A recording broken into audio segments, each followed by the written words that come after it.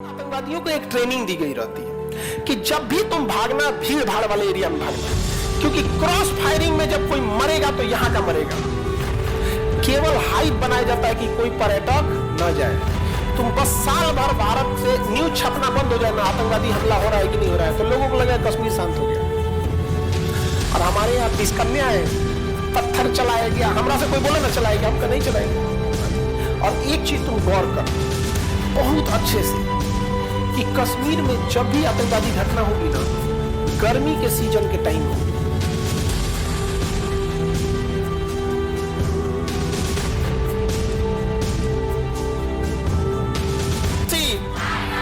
LOC line of control, एक movie भी है ना LOC लाइन ऑफ कंट्रोल। अब ये लाइन ऑफ कंट्रोल जानते कहां है? देखो ये तो हो गया भारत, इधर भारत के अंदर है, POK में line of control, line of control.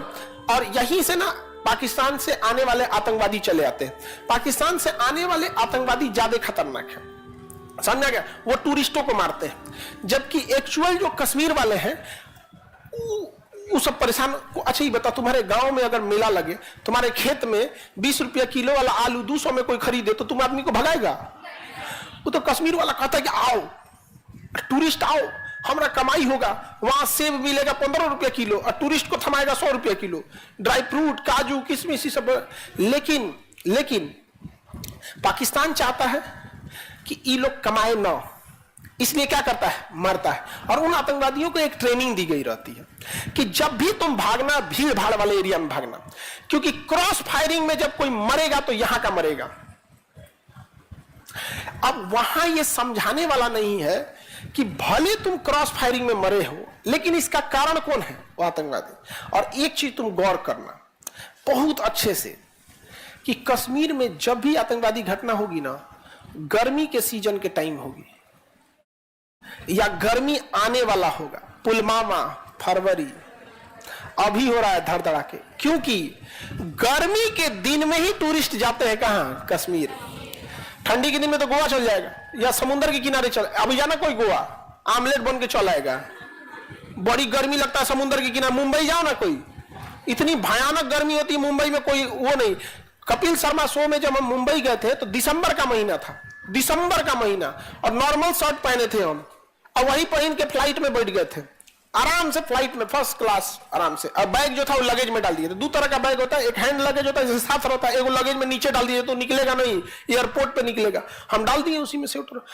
दिसंबर का टाइम था, 24 या 20-22 दिसंबर था, आराम से फर्स्ट क्लास दिल्ली एयरपोर्ट पे उतरे। मारा बाप रे, दिल्ली का ठंडा दिसंबर में, हम कहीं ले गए हमरा। तो मुंबई में भयानक गर्मी पड़ता है। अब आपको क्या लगता है ठंडी के दिन में कोई कश्मीर घूमने जाएगा? हाँ, अब सुनो ध्यान से।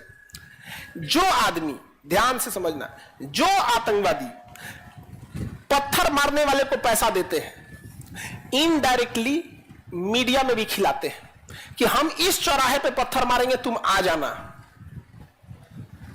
केवल हाइप बनाया जाता है कि कोई पर्यटक न जाए। तुम बस साल भर भारत से न्यूज छपना बंद हो जाए ना, आतंकवादी हमला हो रहा है कि नहीं हो रहा है, तो लोगों को लगा कश्मीर शांत हो गया। और हमारे यहाँ बिस्कन्या है, पत्थर चलाया गया, हमरा से कोई बोले ना चलाएगा, हमका नहीं चलाएगा। क्योंकि जिसको पत्थर चला रहा है उसकी सेना ने जवाब दे दिया। हम चाहे टीवी पे दिखाएं या टीवी पे ना दिखाएं, यह जरूरी होना चाहिए कि हमारे दिखावे से फायदा किसको हो रहा है। हाउ यू रिएक्ट, आप कैसे रिएक्ट करते हैं।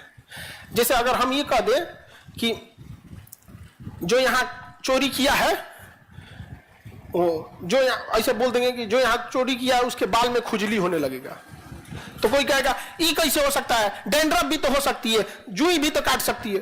अरे सजरा तो नहीं, तुम ही है, तुम ही समझा गया कि नहीं? जो खदखदाएगा मतलब वही है।